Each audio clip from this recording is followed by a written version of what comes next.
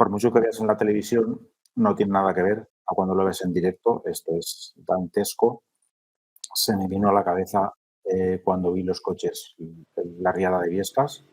Prácticamente la posición de los vehículos era igual, uno encima de otro. Y lo que pasa es que Viescas era 500 metros en la recta de lo que es lo que fue el camping, pero es que estos son calles y calles y calles y muchísima población y fue todo muy rápido, ¿no? Se fue la luz, se fue el teléfono, el agua, el gas todavía no ha vuelto en casa, nos tenemos que duchar con agua fría y la situación es dura y es complicada, ¿no? Poco a poco va avanzando.